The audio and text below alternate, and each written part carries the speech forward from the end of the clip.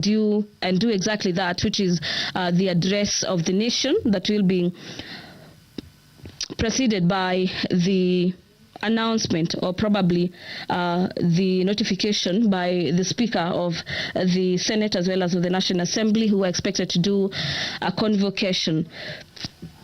From our indications, it appears that particular procession is about to take place. Remember, this being that all eyes are on Parliament as President William Ruto makes his much anticipated State of the Nation address.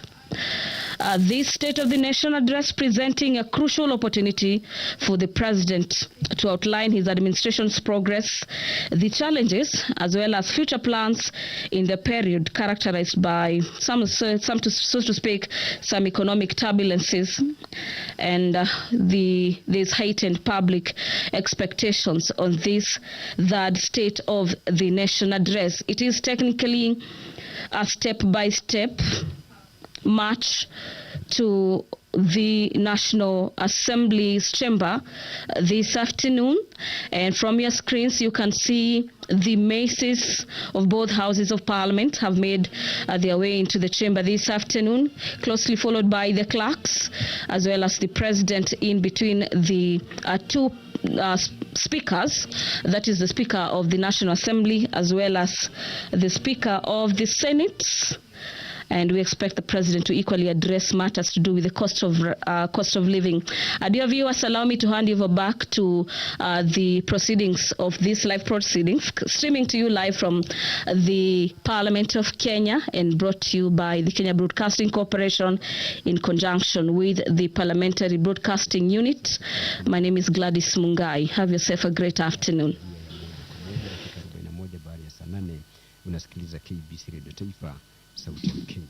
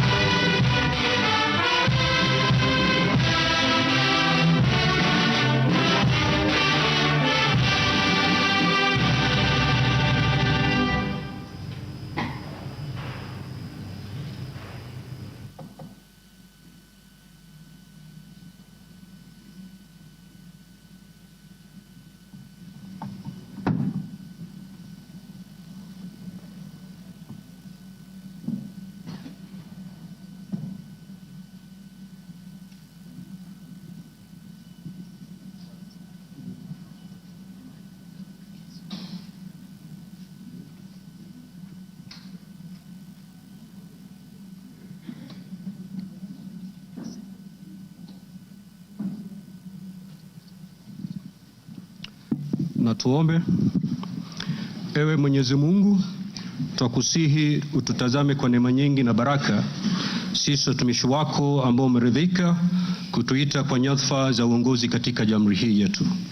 Tukuomba utuajalie tuyatende na kufikiria mambo yote yatakayofikishwa mbele yetu kwa njia ya haki na uaminifu, ili kustawisha amani, ufanisi na heri ya nchi yetu na wale ambao haja zao umezikabidhi mikononi mwetu. Amen. Tuketi.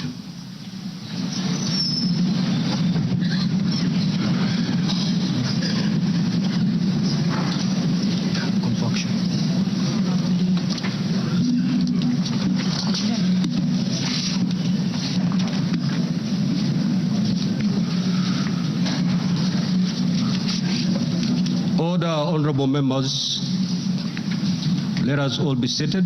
Thank you. Your Excellency, Honorable Dr. William Samoei Ruto, CGH, President of the Republic of Kenya and Commander-in-Chief of the Defense Forces, the Right Honorable Dr. Moses Wetangula, EGH, MP, Speaker of the National Assembly, Honorable Members of Parliament, distinguished guests, ladies and gentlemen. Article 132, Subarticle 1B of our Constitution provides that the President shall address a special sitting of Parliament once every year and may address Parliament at any other time. Article 132, Subarticle 1C of our Constitution further provides that the President shall, among others, once every year, report in an address to the nation all the measures taken and the progress made or achieved in the realization of the national values referred to in Article 10 of the Constitution. In addition, Article 240, Subarticle 7 of the Constitution requires the President in his capacity as the chairperson of the National Security Council to report to Parliament annually on the state of security in Kenya. In this regard, the Chief of Staff and Head of Public Service, via the letter dated reference EOP/CAB.26/4A, Volume 4, into brackets 178, and dated the 9th of September 2024, informed the Speakers of the Houses of Parliament of the intention of His Excellency, the President, to address Parliament. Consequently, and upon consultation, the address to Parliament by His Excellency the President was scheduled for today, Thursday the 21st of November 2024. Pursuant to Standing Order 25(2) of the Senate Standing Orders, I notified honorable senators of the place, date, and time of today's special sitting via Gazette Notice number 148/29, which was published in the Kenya Gazette on Friday, the 15th of November 2024. Further, together with the Right Honorable Speaker of the National Assembly, I notified all members of Parliament and the general public of today's special sitting via notices placed in 3 local newspapers yesterday, Wednesday, the 20th of November 2024. Accordingly, honorable members, this special sitting is properly convened. I thank you.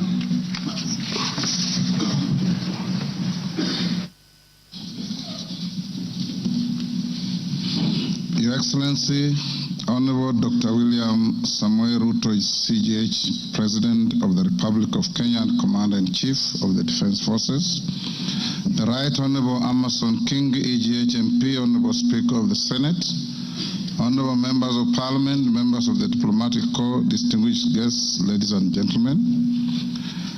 Article 132(1)(b) of the Constitution requires the President to address the nation once every year and at any other time.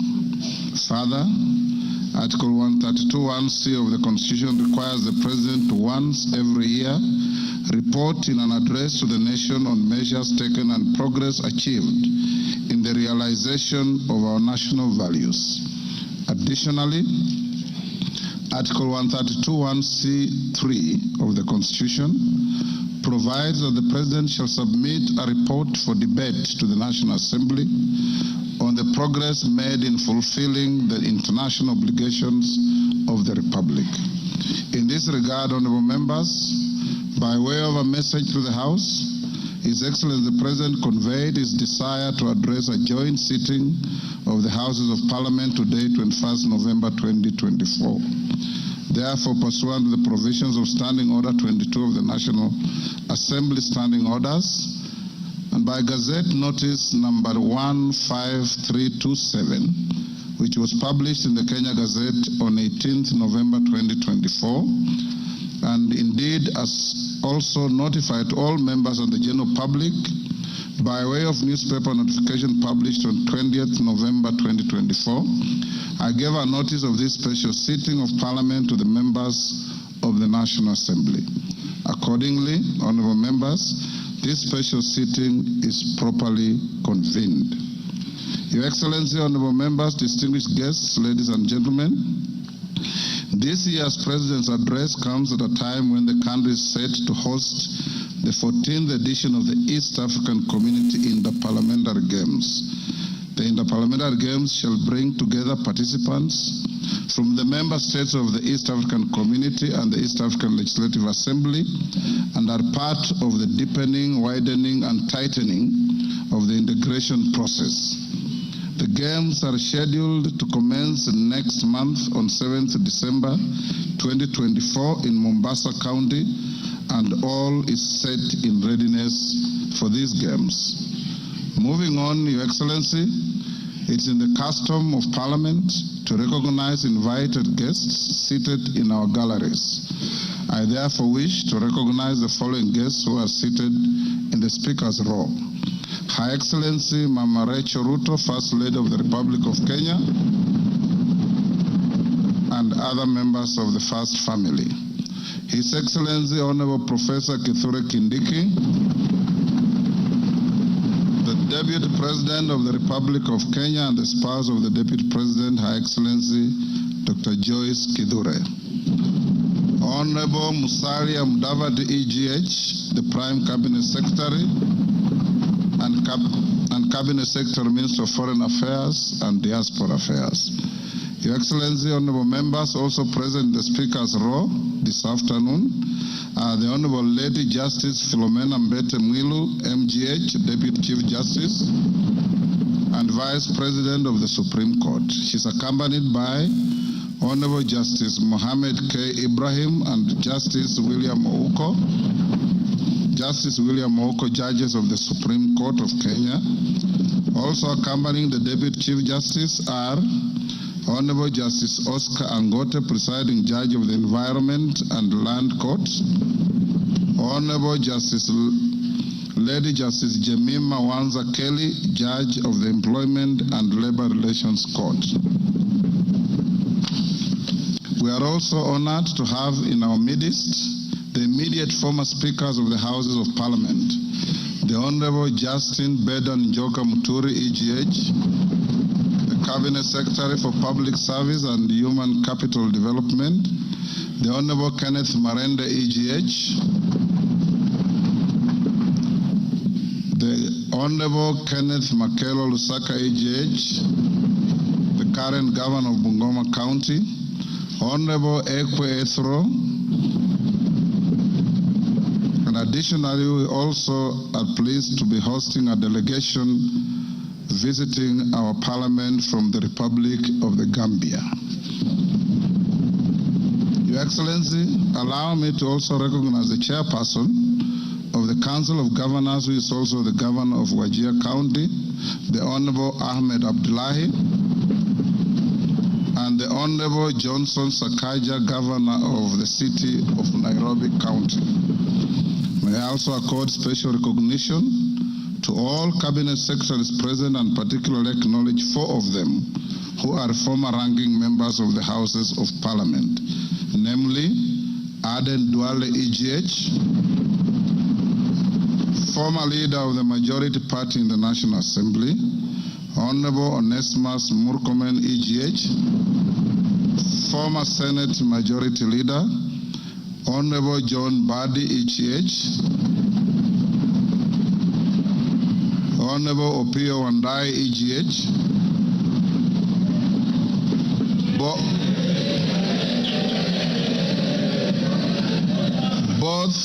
former leaders of the minority in the National Assembly. I need not mention that His Excellency the Deputy President is a former leader of majority in the Senate. I also acknowledge the presence of Mr. Felix Kosgei, Chief of Staff and Head of the Public Service, Principal Secretaries, members of the Diplomatic Corps, and heads of constitutional commissions and independent offices and state corporations present. They are all welcome to the House of Parliament. Your Excellency, I wish to make a special welcome to Parliament and mention the Chief of the Kenya Defence Forces, General Daniel Kahariri, who is present, and the respective service commanders, the Inspector General of Police, and other leaders of our disciplined forces, are seated at the Speaker's row. Parliament is grateful for your distinguished service to our great nation.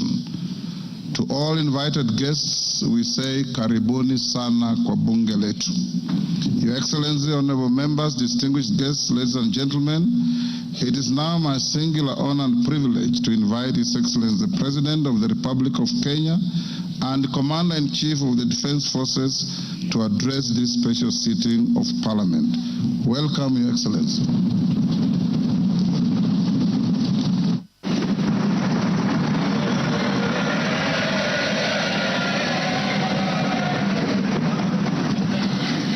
Thank you very much, Mr. Speaker. The Honorable Speakers of Parliament,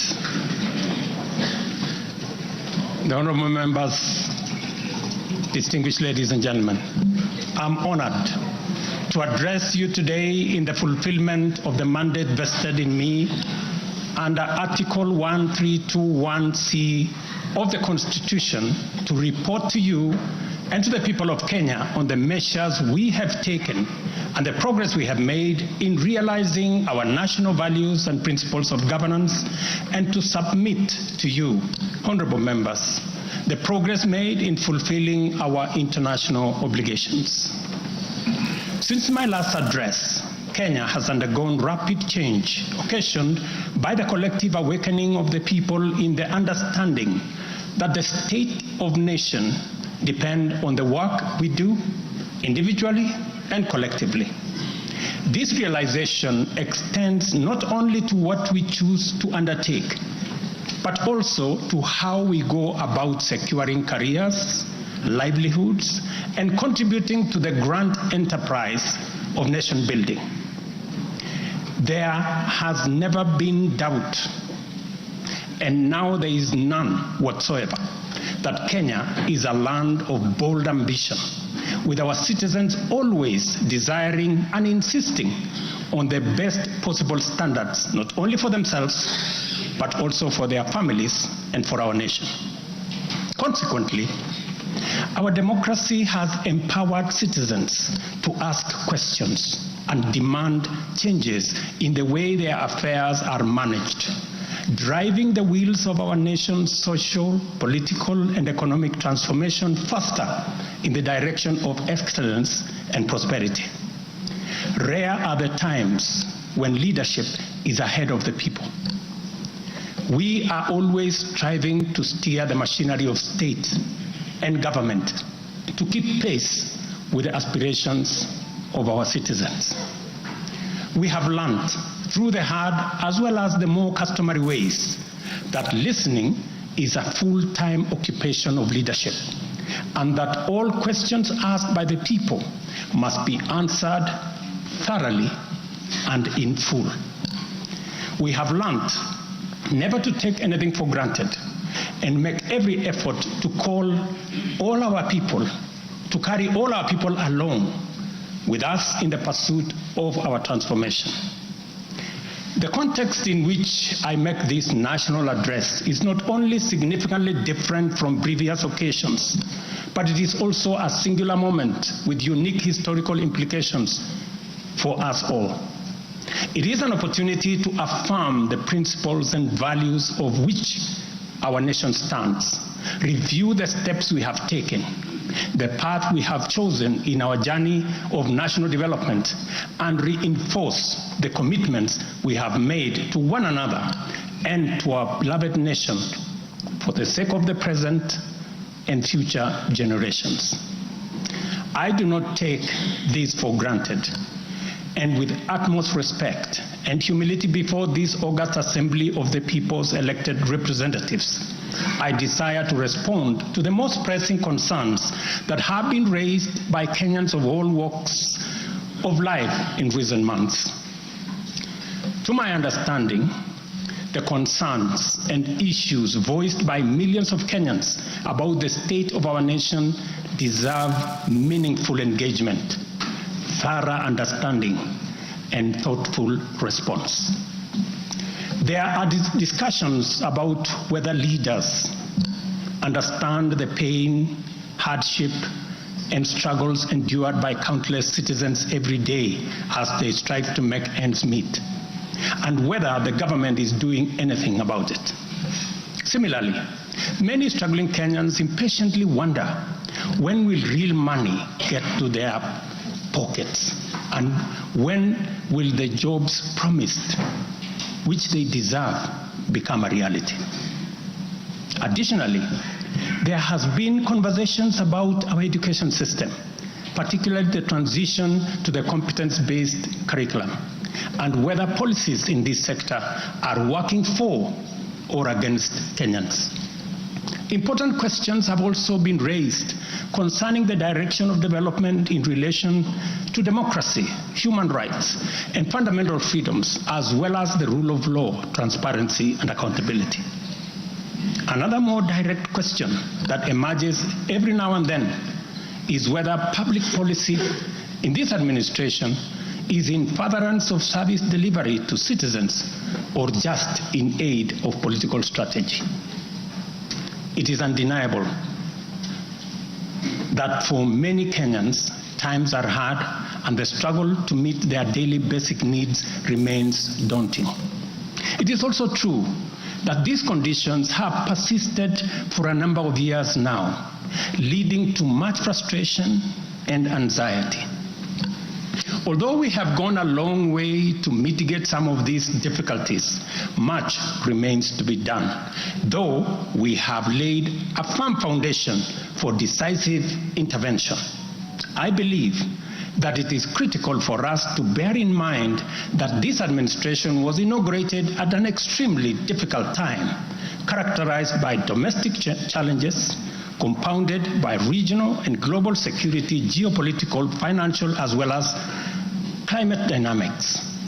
As a result, in 2022, the country's total debt burden was not only immense, but it was also stacked up in the most burdensome manner, leaving very little room for investments in public service or development of critical infrastructure. The prices of basic food commodities soared as a result of a combination of prolonged drought, declining local productivity due to inadequate support, and disruptions in the global supply chain caused by the war in Europe.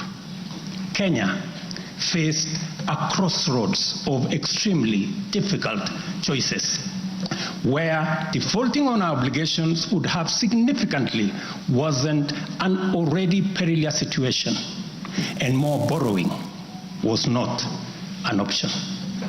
It was therefore essential for us to drastically reduce expenditure, mobilize as much as possible resources domestically, and curtail waste. As I informed the nation then, matters were going to get more difficult before they could get better. And we all had to tighten our belts and work hard under very unforgiving conditions. We had staked the fate of our ambitious bottom-up economic transformation agenda on easing the stress that the economy was in and the strain citizens underwent, while creating room for the implementation of our transformative interventions. Members, I give this background to underscore two very important facts. First, we haven't been watching helplessly and doing nothing as adversity took a toll on the economy and undermined the livelihoods and well-being of the people. On the contrary, we have been working tirelessly to steer the country away from the brink of unprecedented economic collapse and onto a more promising trajectory.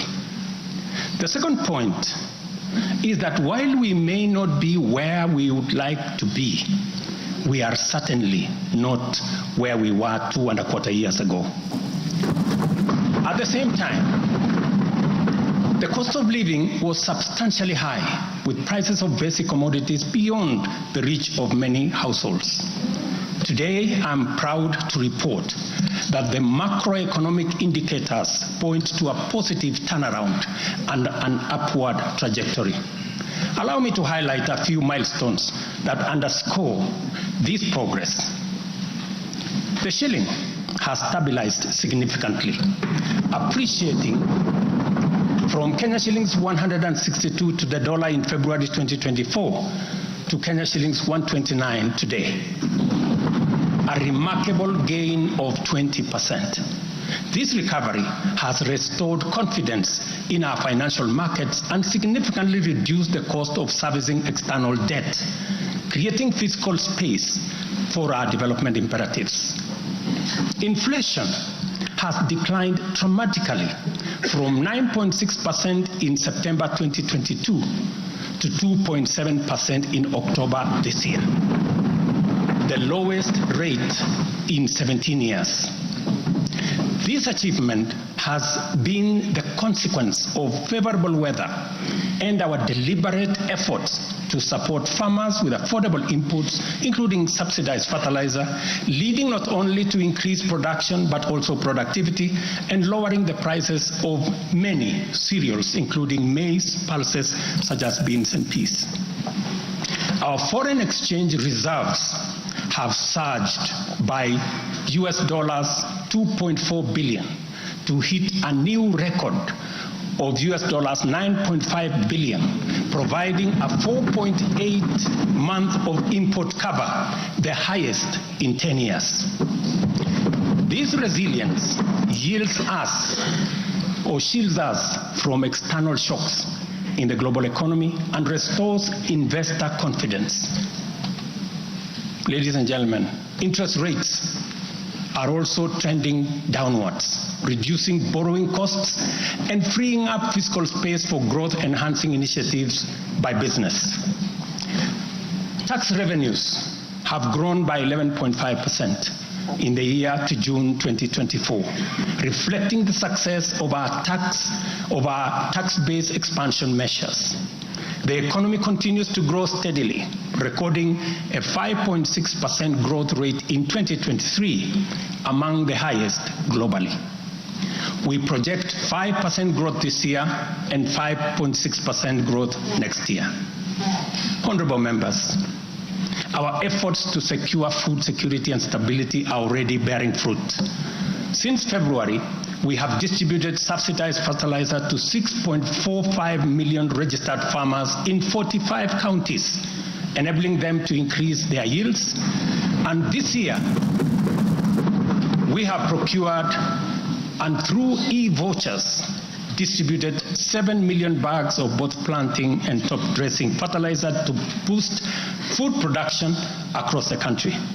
This intervention will see a projected increase in maize production, for example, to a record 74 million 90 kilogram bags.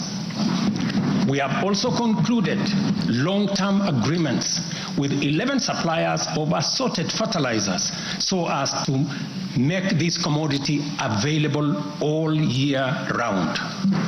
Fertilizer for the long rains season will be stocked in outlets nationwide, ensuring our farmers are ready to plant, grow, and produce.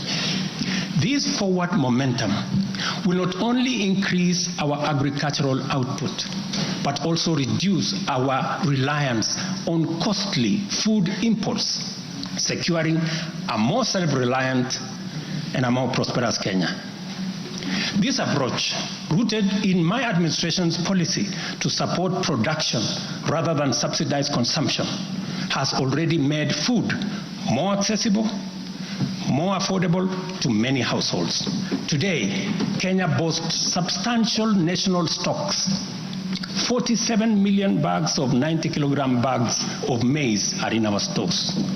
8.8 million bags of beans, 10.4 million bags of wheat, and 2.1 million bags of rice. Slowly but surely, we are building a food-secure Kenya, where families need not to worry or worry less about their next meal. In the sugar sector, we have achieved a historic milestone. All 17 sugar factories across Kenya are now operational, producing at impressive levels, while 4 new sugar factories are under construction. In July alone, domestic sugar production reached 84,000 metric tons, surpassing the national monthly consumption average of 40,000 metric tons. For the first time in recent history, Kenya is producing enough sugar to meet our local demand.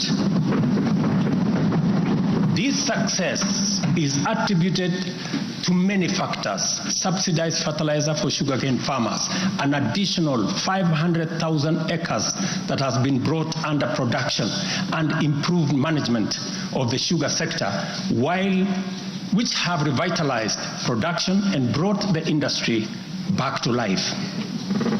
I just signed, as you know, the new sugar laws to provide further policy guidance as we seek to be a sugar exporting country shortly.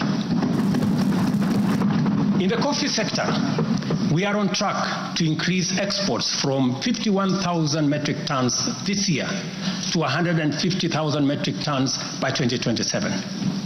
The government has also raised disbursements from the Cherry Advance Fund from 2.7 billion to 6 billion Kenya shillings, complemented by an additional disbursement of 1.5 billion by the Commodities Fund. Average prices at the Nairobi Coffee Exchange have risen by 25%. And in the last financial year, the country produced and exported 48,000 metric tons, earning farmers Kenya shillings 25 billion. Additionally, 320,000 bags of fertilizer have been allocated specifically for the coffee sector, and we will be working with cooperatives to make sure this fertilizer is distributed at the nearest possible destination to the farmers. These interventions are expected to boost smallholder farmer earnings from Kenya shillings 300,000 to 500,000 per acre annually by the year 2027. The dairy sector remains a vital value chain with a quick turnaround impact on households in the economy. The government of Kenya has released and you members approved 3 billion shillings to modernize the new KCC, ensure farmers are paid on time, and maintain a high price of Kenya shillings 50 per litre. As a result, intake to KCC has increased from 100,000 litres a day to 220,000 litres a day by last month. Other strategic interventions include the extension of duty-free imports for feed manufacturing raw materials, subsidized artificial insemination services, and the reduction of sexed semen costs from 7,000 to 2,900 through the Kenya Animal Genetic Resource Center. These measures have led to a 14% increase in milk production from 4.6 billion litres in 2022 to 5.2 billion litres in 2023, with projections exceeding 6 billion litres this year. The value of exported dairy products has nearly doubled, rising from Kenya shillings 4.8 billion in 2022 to Kenya shillings 7.2 billion in 2023. These gains demonstrate how targeted policies can deliver tangible benefits to dairy farmers and drive growth in our economy. Honorable members, by 2022, the education sector was in a crisis with a lack of clarity in transition to the competence-based curriculum, a shortage of 110,000 teachers, and 23 out of 40 public universities were technically bankrupt and at risk of closure. Among those facing severe challenges were huge institutions such as my own alma mater, University of Nairobi, Kenyatta University, Moi University, Egerton University, Maseno University, Masinde Muliro University. To address this issue in our education sector, we have already hired, as you know, members, 56,000 teachers and are in the process of recruiting another 20,000 by January next year. We have also ensured the seamless transition of learners from primary to junior secondary and domiciled grade 7, 8, and 9 in primary school, optimizing the use of existing infrastructure, ensuring the safety of young learners, and protecting parents from the high costs associated with boarding schools far away. Recognizing the financial challenges faced by our universities and TVETs, we introduced a new student-centered higher education funding model. This model gives priority to the most vulnerable students, offering them up to 95% government support, while also pulling our universities back from the brink of collapse. The remaining challenges for a few universities, like Moi University, are related to internal administrative and governance issues, which I have given firm instructions that they should be addressed. To further enhance access to higher education, we launched the Open University of Kenya, and this House approved that exercise, paving the way for more students to achieve their academic goals. The institution's first cohort of students is scheduled to graduate next week on the 29th of November 2024. Honorable members, universal health coverage is a cornerstone of our transformation agenda and a matter that touches every Kenyan family. Despite health being a devolved function, we acknowledge the immense financial burden that comes with health. Counties have struggled with shortages of medicine, equipment, sometimes staff, hindering service delivery and leaving countless Kenyans with suboptimal access to health care. It would have been easy for me to step back and leave this responsibility to counties alone. But that would have been a disservice to Kenyans and a betrayal to our Constitution. Instead of engaging in debates about healthcare being devolved, I have chosen the hardest but necessary path of addressing this challenge head on. Health delivery is not just about fulfilling a constitutional mandate by whatever level of government. It is about ensuring that healthcare is not a privilege for the few who can afford and a pipe dream for the many who cannot. For years, NHIF was saddled with debts and inefficiencies, and healthcare was being severely and negatively impacted. For far too long, too many households have lived on the edge, just one illness away from financial catastrophe. Our healthcare system has historically neglected the poor and vulnerable, leaving them without any option, while private sector medical covers remained out of reach for the majority. This is precisely what we will correct through the provision of universal health coverage.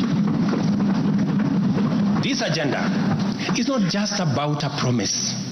It is about a bold commitment to deliver health through transformative financing reforms, making healthcare accessible and affordable, digitizing our healthcare services to enhance efficiency, eliminate fraud, and stop corruption, and to empower a skilled and motivated health workforce. To honor our commitment on the universal health coverage, I signed into law 4 groundbreaking legislation on the 19th of October passed by this August House. The Social Health Insurance Act replaced the outdated National Hospital Insurance Fund and established the Social Health Authority, which oversees 3 essential funds. This modern framework ensures that every Kenyan, especially the most vulnerable, can access quality healthcare services when they need it most. The shift from the National Health Insurance Fund model to Taifa Care is fundamental and radical in both scale and character. NHIF, if I give you a bit of example, NHIF served a few salaried Kenyans and those who could afford to pay. But Taifa Care covers every Kenyan, regardless of employment or financial status. Secondly, despite serving a limited class of citizens, NHIF nevertheless accumulated billions of shillings of debt because of misalignment between contributions and the actual cost of healthcare. Taifa Care has undertaken an accurate costing of all healthcare-related goods and services in order to provide timely, effective, and efficient service to every Kenyan that is affordable. Additionally, the NHIF had a waiting period lasting between registration and eligibility for service. I think it was like about 3 months. Under Taifa Care, citizens are eligible for all services upon registration. I therefore urge every Kenyan to take the most important step in securing dependable health care for themselves and their families. Register. Register now or at the earliest possible opportunity. Honorable members, for the first time in our nation's history, free primary health care is increasingly becoming available at dispensaries, health centers, and hospitals. Ambulance and emergency services are also slowly but surely being made available at no fee. Under Taifa Care, we have introduced a comprehensive benefits package that brings specialized care, such as cardiothoracic surgery, within reach for many Kenyans without the burden of financial strain. Through the Digital Health Act, we are revolutionizing healthcare delivery. Every step of the process, from registration, eligibility checks, to claims, is now digitized. By eliminating unnecessary human interaction, we are tackling corruption, reducing inefficiencies, and ensuring that resources are used where they are needed most. As a result, the good news, SHA will pay all October claims in full by next week. And it will continue like that going into the future. To date, over 15 million Kenyans have enrolled in Taifa Care, and more than 60% of employers have successfully transitioned into its framework. The newly established Social Health Insurance Fund empowers citizens to contribute towards accessing a broad range of healthcare benefits.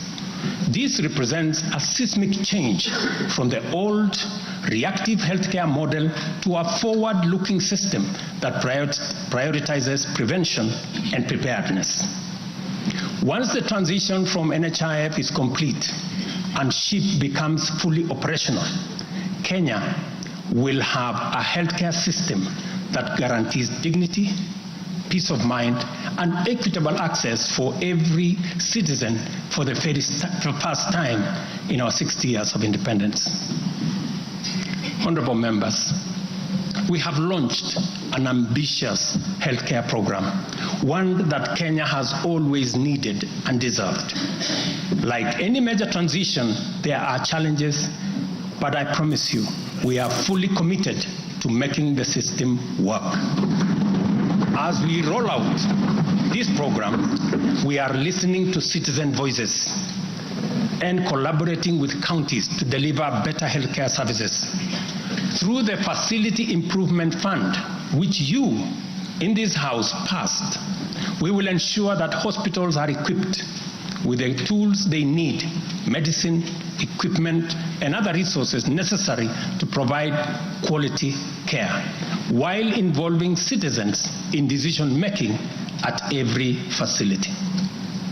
We are now doing the heavy lifting, clearing decade-old debts, ensuring access to medicine and equipment, and stabilizing a system that had failed too many for too long.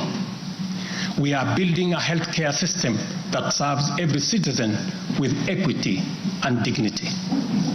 Over the past month, we have disbursed Kenya shillings 5 billion to settle historical debts owed to the public, private, and faith-based medical facilities, some of which have been pending for over a decade. Another 3.7 billion will be disbursed tomorrow. This underscores our commitment to ensuring uninterrupted delivery of healthcare services, and we will continue to clear the remaining balances in a phased-out approach over the coming months. This sustained effort aims to restore confidence in the healthcare system and ensure seamless access of quality services.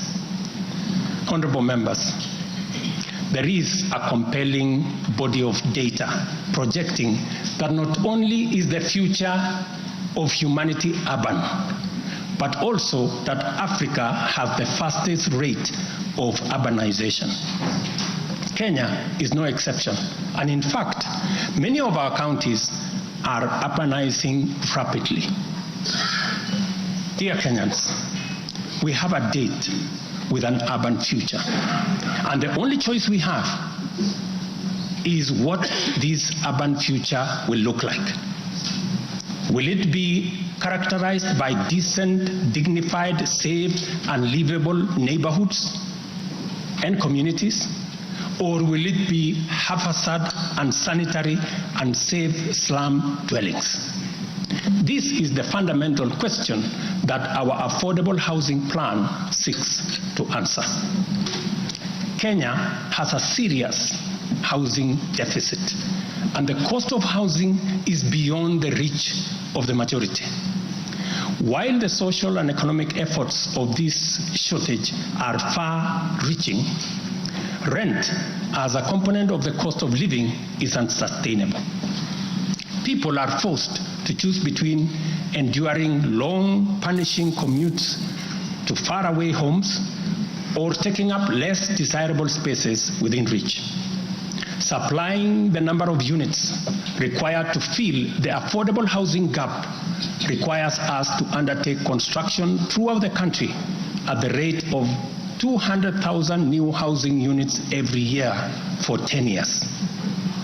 Many people have asked why they should be interested in affordable housing project in rural areas. If you look around, you will witness the signs of our urban future. Land sizes are becoming smaller as the population grows in rural agricultural areas. To protect agriculture and food security from the effects of uncontrolled land fragmentation, urbanization must be planned and must be controlled. And the affordable housing program is therefore a vital component of integrated land use planning and development program that we are implementing throughout the country and in every county.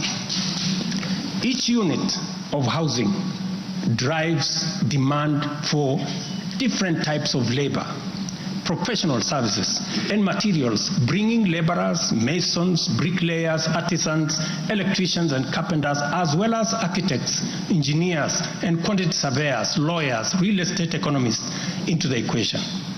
Affordable housing is also a major opportunity for manufacturers, developers, and other industries.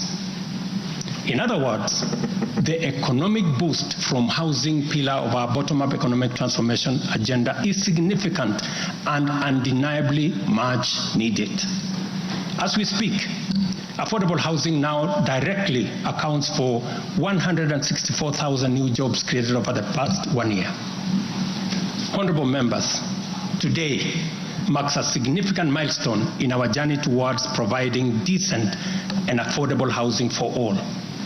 After 2 years of hard work under the Affordable Housing Program, I am proud to announce, and you have seen it in the newspapers, the launch of the sale of the first 4,888 housing units, now in completion, across 21 social housing projects. These units, comprising studios, 1-bedroom, 2-bedroom, and 3-bedroom homes, are tailored to meet the needs of our people, offering 1,041 social housing units, 2,133 affordable housing units, and 1,714 affordable middle-class housing units in 24 counties. I invite every Kenyan above the age of 18 to join this historic journey towards home ownership. Guided by our principle of fairness, one ID, one house, every eligible Kenyan is encouraged to express interest, visit these developments, view the show houses, and engage with on-site staff who are already too willing to assist. The allocation process will be transparent and equitable, ensuring that every qualified applicant has an equal opportunity to own a home.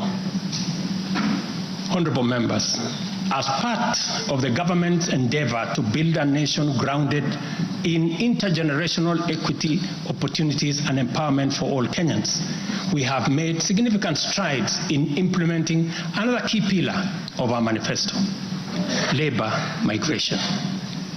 This initiative seeks to harness Kenya's abundant human capital by creating meaningful job opportunities abroad, empowering our citizens, and positioning Kenyan talent on the global stage.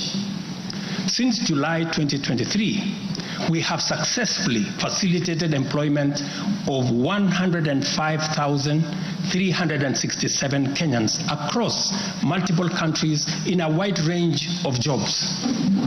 These opportunities span professional, semi-skilled, skilled, and unskilled sectors, including positions for nurses, teachers, and chefs.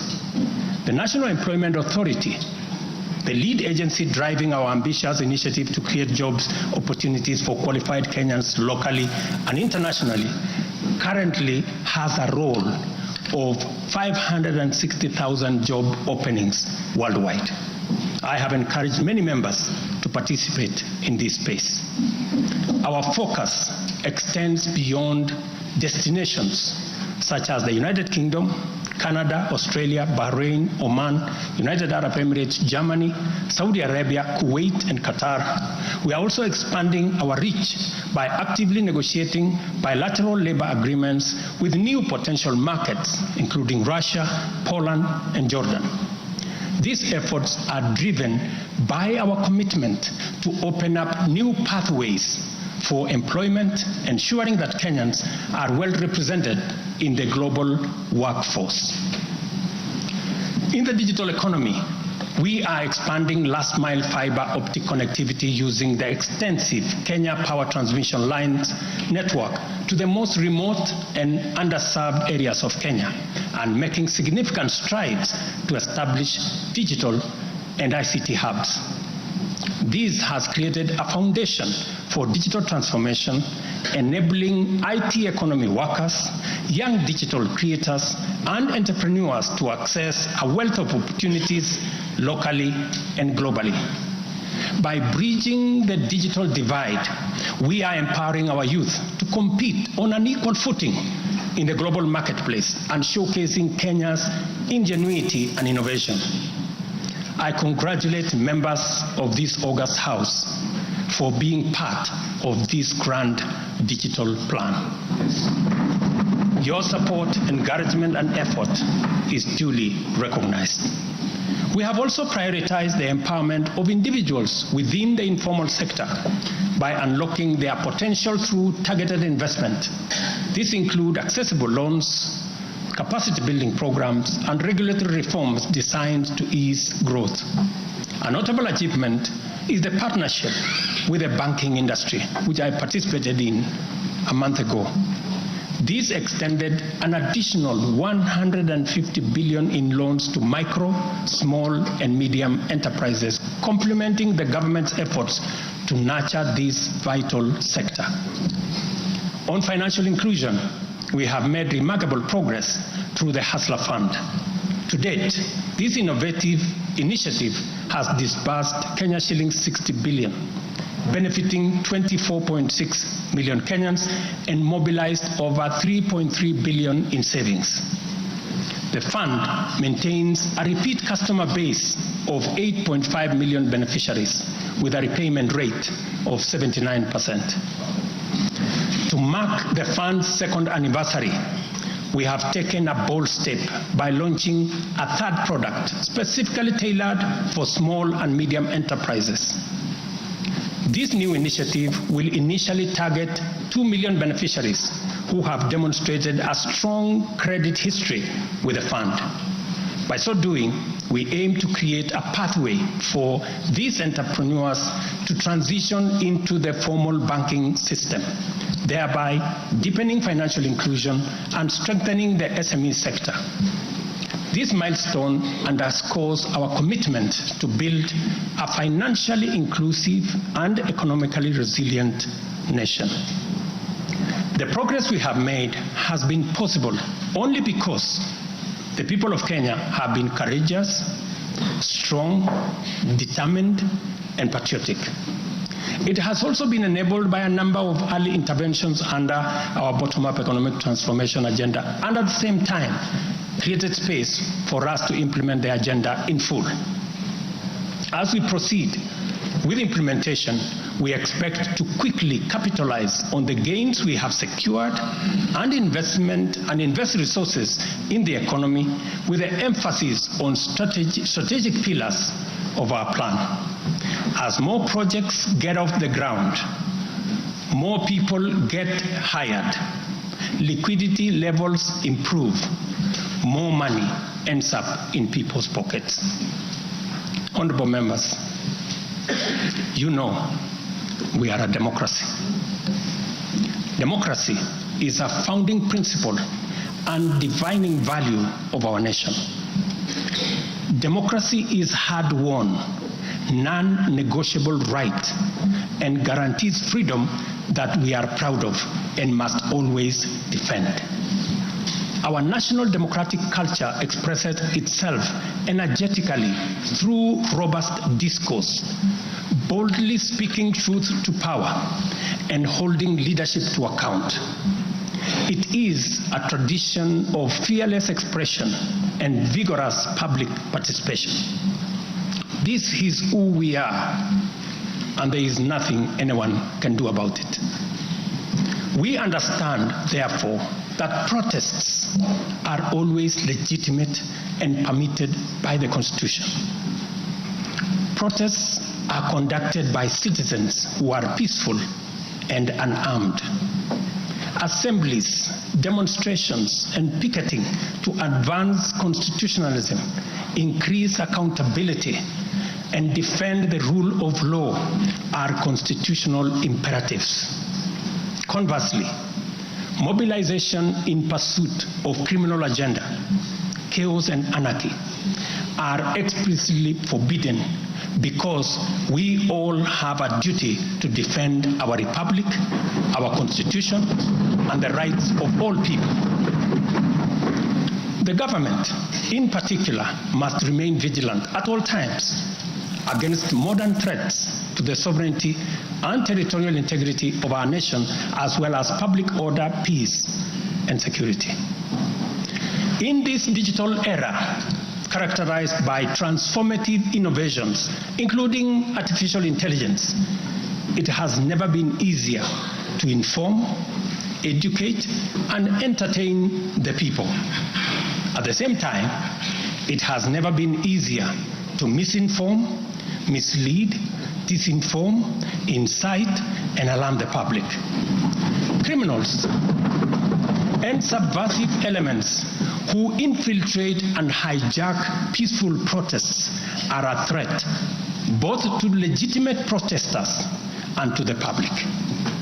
Incidences of violent criminality in the name of protests threaten the safety of innocent people, public assets, private property, and the social order. The tension here is stark. We have a democracy which we are proud of, must defend, and should deepen by all means. And at the same time, we have citizens whose lives, rights we must protect, and a nation whose security, stability, and prosperity we must safeguard. The task at hand is complicated if citizens and state agencies dilute the distinction between the lawful and the criminal, the just and the unjust, thereby making it difficult to tell protesters and security officers from bandits, gangsters, and criminals. It is only by following the law that we are able to achieve our aims and apportion accountability properly. It should not be possible for robbers and looters to escape accountability by claiming that they were taking part in a protest. Likewise, it should not be possible for security officers to wound, maim, or even kill citizens and claim that they were engaging violent criminals. We all have a duty to make the necessary distinction and to do so clearly to protect democratic expression and guarantee public safety and security.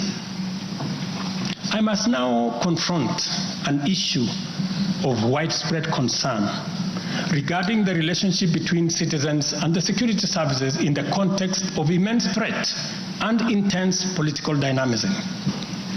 Numerous allegations have been made concerning disappearance of people during protests.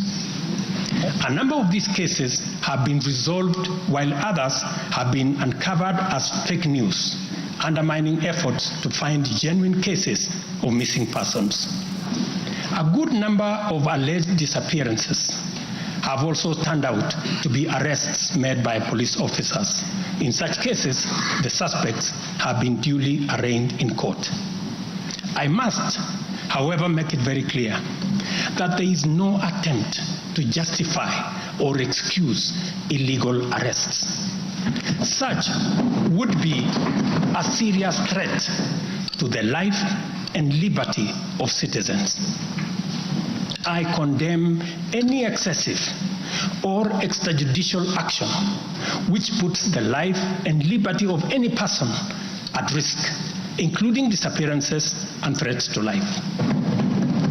I urge all Kenyans with information about such cases to forward the information to the Directorate of Criminal Investigation and to IPOA, where they suspect members of the police service to be implicated.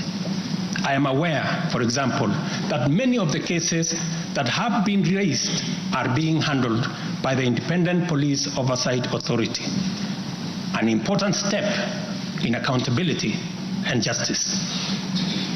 Many citizens, as well as various organizations representing and championing women's rights and welfare, have expressed concern about gender-based violence and the increasing cases of killings of female victims by male criminals motivated by primitive expressions of gender-based brutality and impunity. Left unaddressed, these incidents will cause the women of our nation to feel increasingly unsafe, even in their own homes. This is both tragic and unacceptable.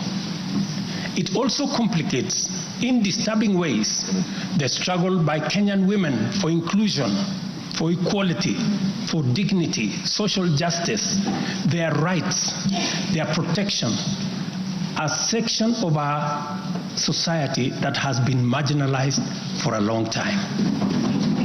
I am aware that most of these cases of murder of women by men have been investigated and prosecuted. It is my hope that in due course, those found culpable will face the full force of the law. Members, it is time for each of us, political leaders, public officers, religious leaders, traditional institutions, and family members, to do our part in raising boys into morally upright men who will never need to affirm their masculinity at the expense of women, but instead contribute to making our society just, safe, equal, and inclusive. I appreciate women leaders who have taken time to engage me and propose solutions to address this issue. I have held discussions with other leaders in government, and I have tasked the Deputy President to reach out and facilitate collaborative, broad-based and multi-sectoral deliberations and recommend effective and radically transformative and affirmative action within the next 6 months.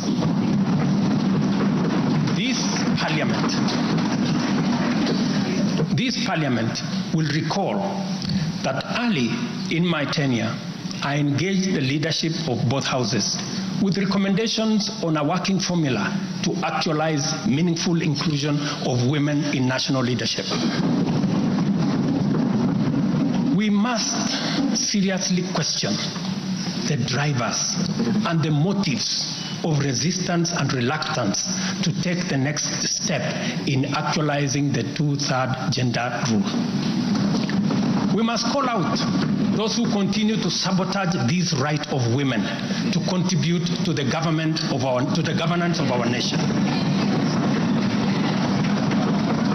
Women are not second-class citizens. They deserve equal representation at all levels.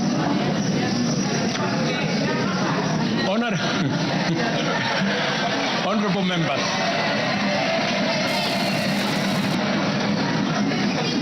without a doubt, honorable members, without a doubt, every shilling of our national revenue matters and must be used to deliver maximum value to Kenyans.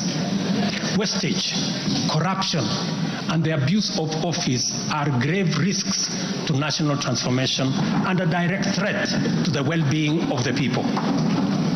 I have given my full commitment to serve as a responsible steward of public resources. To begin with, I have championed the automation and digitization of government services and revenue collection to promote transparency, seal loopholes that lead to revenue losses, enhance accountability, and eliminate opportunities for corruption, therefore improving efficiency, transparency, and integrity. I am delighted to report to this House on the dramatic improvements we have recorded by automating and digitizing our revenue collection and service delivery through eCitizen. We have so far digitized 20,855 government services, up from 350 in 2022, representing an increase of almost 6,000%, while we have significantly improved revenue collection. Take the case of Kenya Wildlife Service, whose total revenue for the year ending June 30th, 2023 was 5.3 billion. But after implementing a digital revenue collection system, the revenue grew to 7.6 billion in the year ending June 30th this year, representing a 43% increase. This initiative alone has firmly put KWS on the path to self-sufficiency, freeing the corporation from reliance on exchequer support. I commend the teams at KWS, as well as all other government institutions that have leveraged technology and the digitization process to improve revenue collection. Under the Digital Health Act that you members passed in this House, we are determined to enhance efficiency and transparency provided by technology in the provision of healthcare services to eliminate fraud and fake claims. Tax revenue mobilization by the Kenya Revenue Authority, starting with its customs revenue system, is equally being worked on to ensure that revenue leaks are eliminated. Because corruption is a serious risk to social justice, sustainable development, and national security, and the bottom-up economic transformation agenda, I am harnessing our working relationship with other arms of government to encourage the judiciary and parliament to enhance integrity and efficiency by adopting digitization and automation. As I do so, I must caution that all these measures will only achieve intended results if, and only if, the institutions charged with combating corruption and promoting efficiency and integrity stop hiding behind the transparent screen of independence and rise up to meet the people's expectation on matters integrity. Let me say this. It cannot be the case that the Director of Public Prosecutions keeps dropping cases because somehow they are unable to produce witnesses. It cannot also be the case that corruption suspects rush to court to obtain anticipatory bail that shields them from due process and enables them to compromise investigations. There is also no reason for corruption cases to drag in our courts for years, when the same courts are able to determine election petitions and related disputes within 6 months. Members, it is also unacceptable for the Houses of Parliament to deny the nation a much-needed instrument in the war against corruption by continuing to sabotage the passage of the Conflict of Interest Bill.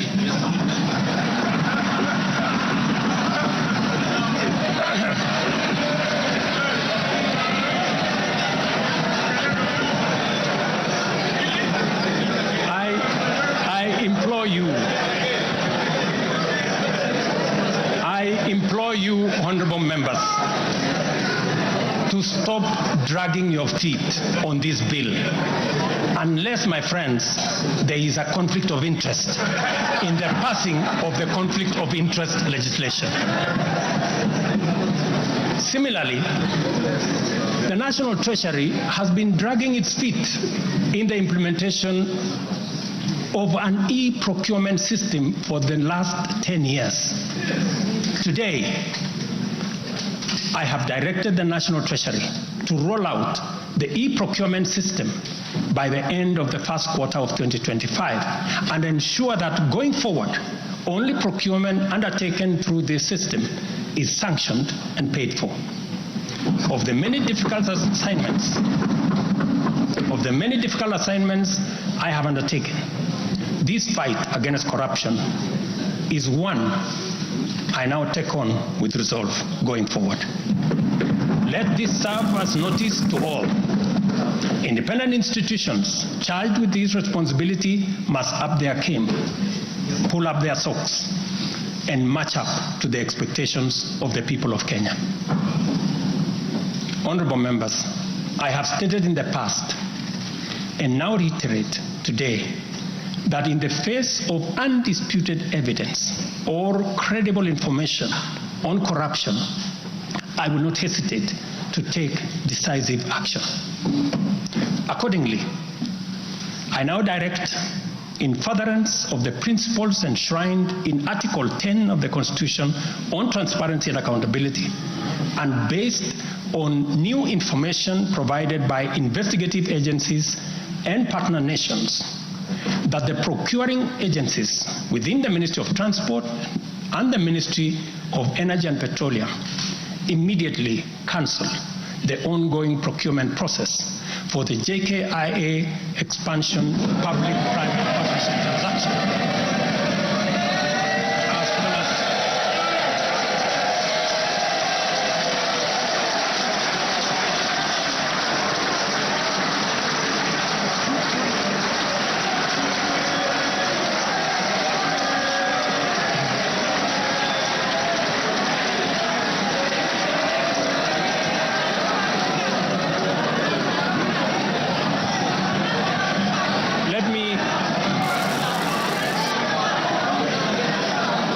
Repeat this for clarity. I have said that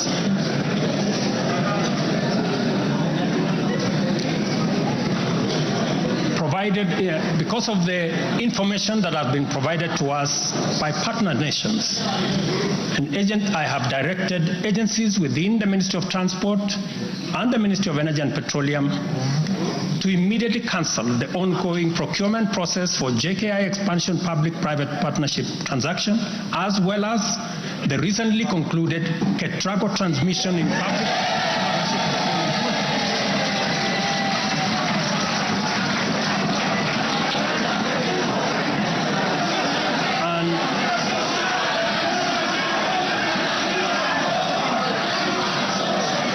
and immediately commence the process of onboarding alternative partners, because these are important projects.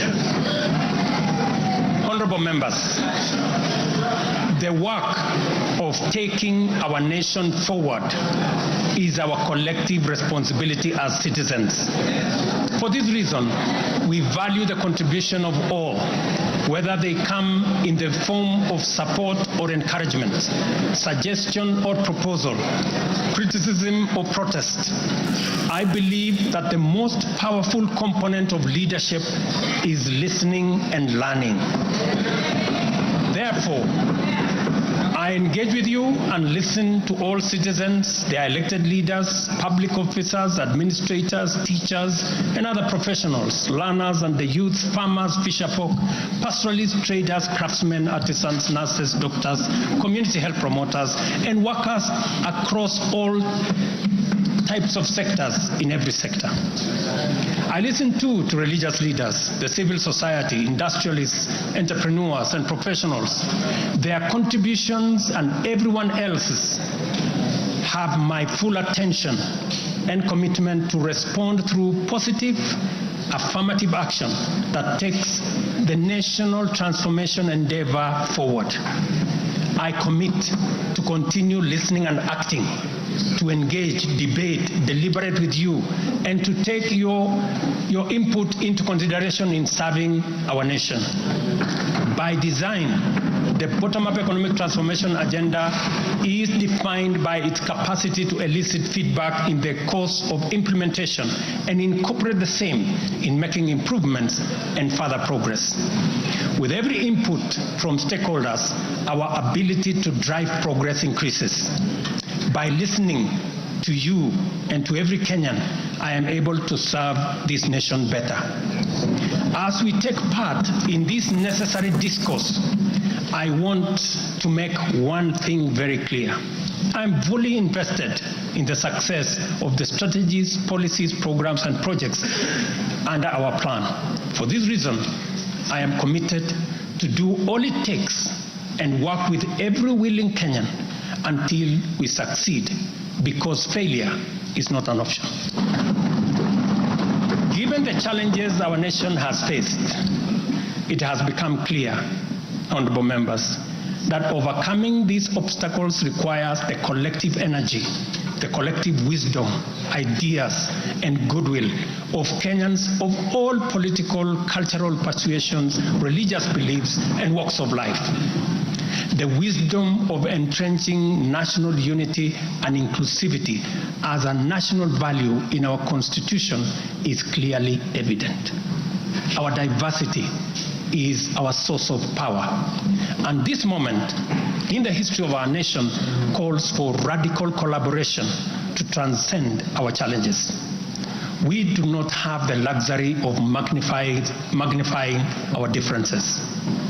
It is time for all of us to pull together and usher the nation into the future of our dreams. With this in mind, I initiated extensive consultations with leaders from across all divides, public and private. Through these engagements, we resolved to reimagine unity and inclusivity and harness the full potential of our nation through bipartisanship, which culminated in the formation of the broad-based cabinet. The imperative to accommodate the contribution of leaders across the aisle inspired us to constitute the broad-based government, a partnership based on shared purpose and premise on a commitment to bring our national values into action to turbocharge the implementation of the transformation of our nation. Being a farmer myself, transformation is like farming. A lot of resources are invested in plowing the land and planting the seeds, after which there is nothing to see for all the work except stretches of bare earth. Impatience might lead to anxiety and lamentation of the waste of effort in seed buried in the earth. However, after a brief wait, seedlings sprout, requiring close attention, weeding, and patient tending into the crop that will be ready for harvest. So is economic transformation. It requires hard work, investment of resources, patience, and faith. We have planted the seed, and all over the field, it is beginning to sprout. While admittedly, there remains much to fulfill, our collective hope to deliver the national economic transformation that this nation so dearly deserves is on course. I am proud to declare that we have also made undeniable progress in building on the strong foundation laid in previous years and getting the national development project off the ground. Honorable members, from the reports that I have the honor to table for your consideration and debate, there is reason to be optimistic that our forward march is unstoppable and that our capacity and commitment to live and work by our national values and principles of governance are stronger than ever before. Our nation is a proud member of the international community, making our contributions to the global progress boldly and with great determination. We stand collectively facing the dawn with confidence that our expectations of a bright daylight is not in vain. In summary, honorable members, and all fellow citizens, the state of our nation is resilient. And now, honorable speakers, it is my pleasure to submit to Parliament the following 3 reports as required by the Constitution. Number 1 is the report on all measures taken and progress achieved in the realization of national values. The second, report on progress made in fulfilling the international obligations of the Republic of Kenya. And the third, report on the state of our security. Now, therefore, I hand over the reports to the Speaker of the Senate and to the Speaker of the National Assembly. Thank you all. God bless you, and God bless Kenya.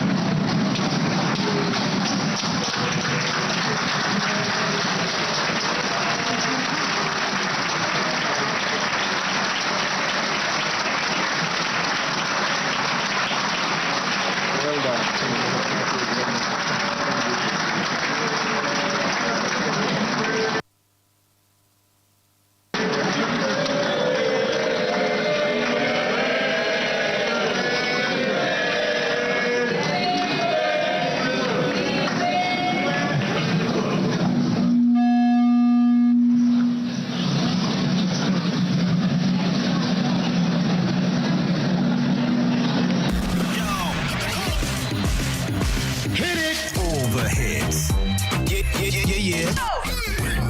but the best music. Mixing the beats. Mixing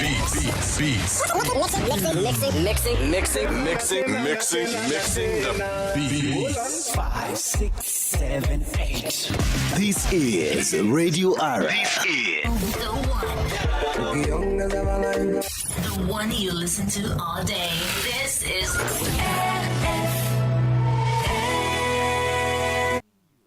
The African vibes. Nothing but the best Flavor in life. Politics and entertainment. Mid-mornings are for mid-morning era. From Mushene ya Siasa to Triangle Tuesday, Scandal Wednesday to Bring Back Thursday, and finally the co-host where we table it all. From Nairobi, Kenya to the world. Follow us on Twitter Mondays. Join the party. Yes, sir. Things eater. Transit R. Brought to you by Bashka Haji. Baby, when the bright lights start to fade.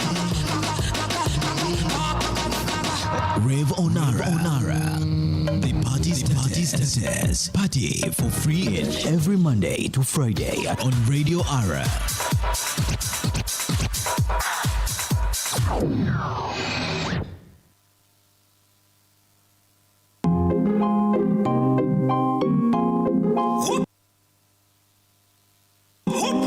Scumziza.